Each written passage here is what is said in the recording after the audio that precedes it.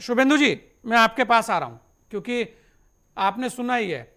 आपको क्या लगता है कि कांग्रेस की तरफ से ये जो कहा गया है, इसके पीछे क्या है? क्या वास्तव में आज की स्थितियां जैसा राहुल जी बोल रहे हैं वैसे दिख रही है, या ये केवल एक राजनीतिक दांव है? जी। संजय जी, मैं बहुत समय से देख रहा हूं कि कांग्रेस को लग गया है कि वो अब चुनाव नहीं जीत सकती वर्षों तक। तो उसने एक खेल चालू किया, डिवाइड एंड रूल। अंग्रेजों ने जो किया था वही काम कर रही है। तो कभी आपने देखा कि ये व्यक्ति जो राहुल गांधी जैसा व्यक्ति कभी कुर्ते के ऊपर जनेऊ पहन के घूमते हैं, कभी कहते हैं हम बिहार में जो ओबीसी हैं उनके लिए हम अधिकार मांगेंगे, कभी वोट चोरी की बात करते हैं, और जब उन्होंने देखा कि नेपाल में ये घटना हुई है तो जनजैक्स की बात कर रहे हैं। यही किसान आंदोलन था, तब राहुल गांधी खड़े थे। भारत के विरोध में कोई भी आंदोलन खड़ा होता है,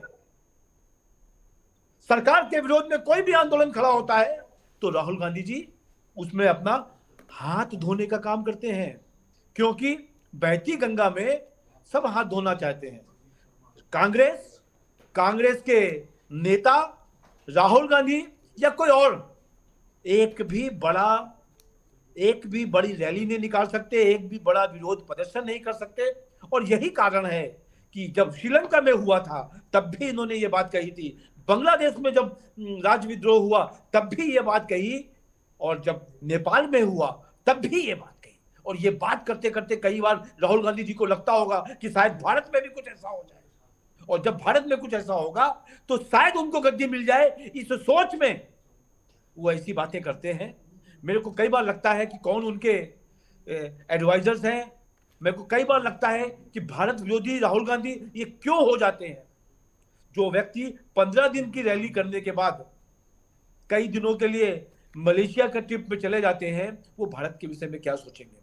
मैं बार बार ये सोचता हूं कई बार कि यदि मोदी जी नहीं है प्रधानमंत्री तो कौन लीड करेगा। और उसमें जब नाम आता है तो फिर से लगता है कि ये मोदी जी हैं जो एक बड़े विचार के साथ एक बड़े एक विश्वव्यापी कार्यों को भारत के अंदर, भारत को लेके जाएंगे, विश्व स्तर पर ले जाएंगे, विश्व गुरु बनाएंगे।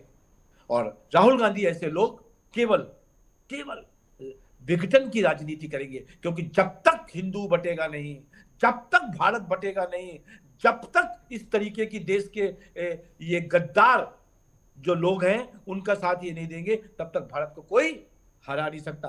भारत को कोई हरा सकता है तो भारत में रहने वाले बहुत सारे जयचंदों के कारण भारत हारता रहा है और आगे भी हार सकता है। शुभेंदु जी, बात यहाँ जयचंद की और बात यहाँ, क्योंकि अगर इतिहास में जाएंगे तो फिर बहुत सारे सवाल और खड़े हो जाएंगे।